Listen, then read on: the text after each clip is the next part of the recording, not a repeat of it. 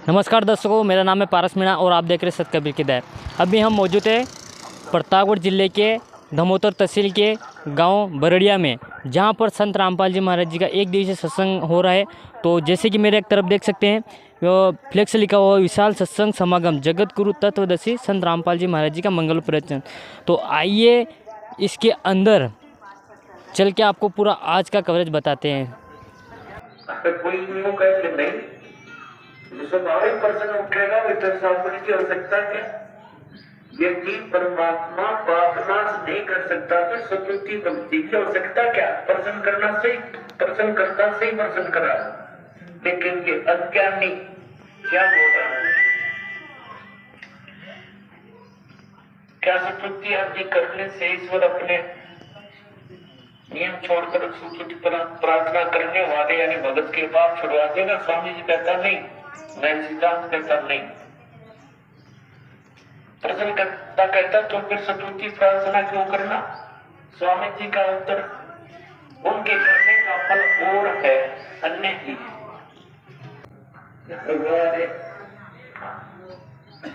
इसी ऐसी भगवान जो आदमी महामूर्ख बोल सकता है तो इन्होंने बोली।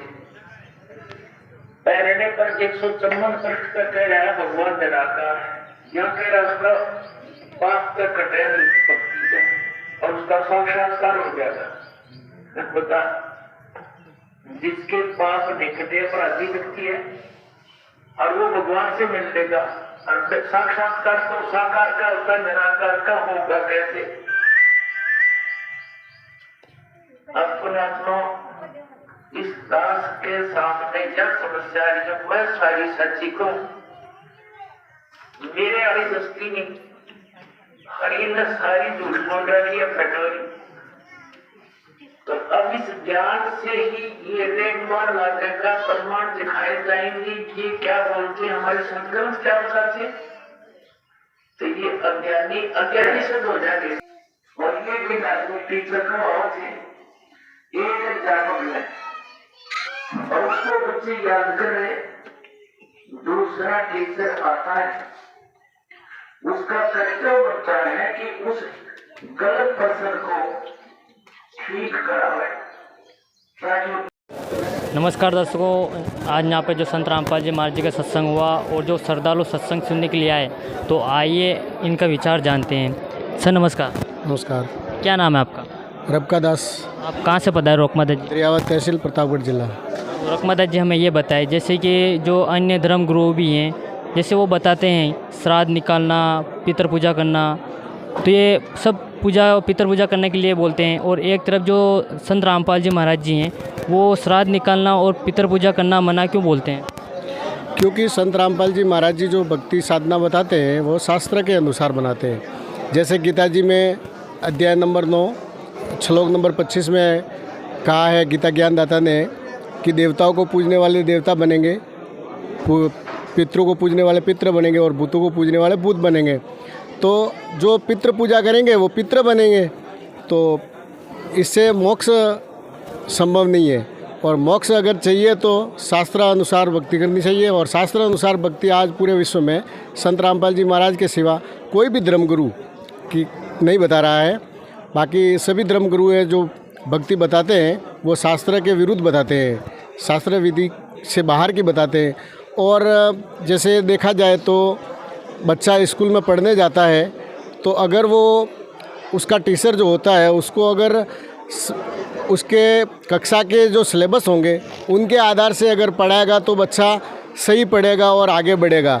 और सिलेबस से बाहर की अगर कोई टीचर शिक्षा देता है, बाहर का अगर कोई ज्ञान देता है, बाहर के चीज़ें अगर बताता है, तो वो बच्चा एग्ज़ाम में वैसे फेल हो जाएगा, क्योंकि उसको उसके सिलेबस के अनुसार तो पढ़ाई करवाई ही नहीं है।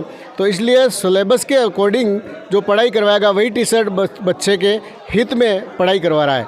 तो इसी तरह आज संत रामपाल जी महाराज जी जो हैं वो हमारे सभी धर्मगुरु, सभी धर्मों के शास्त्र, जैसे हिंदू धर्म के शास्त्र हैं सार वेद, 6 शास्त्र, 18 पुराण, गीता जी, उनके आधार से हिंदू धर्म में जो प्रचलित शास्त्र हैं उनके आधार से भक्ति बता रहे हैं। उस आधार से देखा जाए तो पितृ पूजा और श्राद्ध शास्त्र के विरुद्ध है।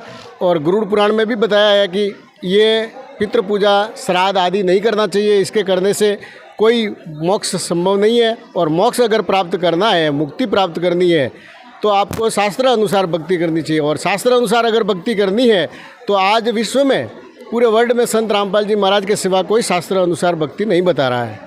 जैसे कि सर श्राद्ध और पितृ पूजना, तो इनसे क्या लाभ होता है? कोई लाभ नहीं होता है। गीता जी के अनुसार देखा जाए तो गीता जी में कहा है कि 9वें अध्याय के 25वें श्लोक में पितरों को पूजने वाले पितृ बनेंगे। तो जो पितृ पूजा करेगा वो पितृ बनेगा, उसकी मुक्ति तो होगी नहीं। और पितृ बन के हमें क्या करना है? पितृ बनो कि ये भूत बनो, दोनों एक ही बात है।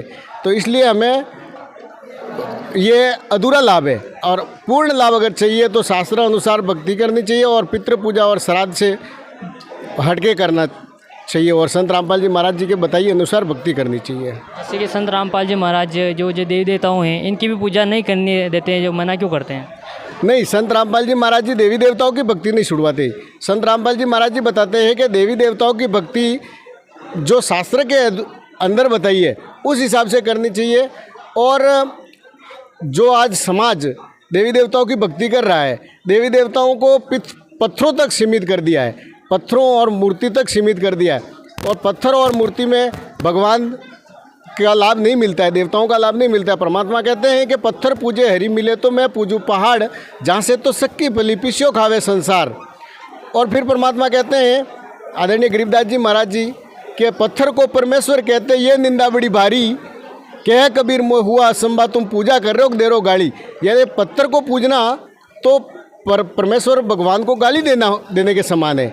तो परमात्मा संत रामपाल जी महाराज जी आज जो बताते हैं वो हमारे देवताओं की सही साधना बताते हैं, शास्त्र अनुसार साधना बताते हैं, न कि शास्त्र के बाहर की।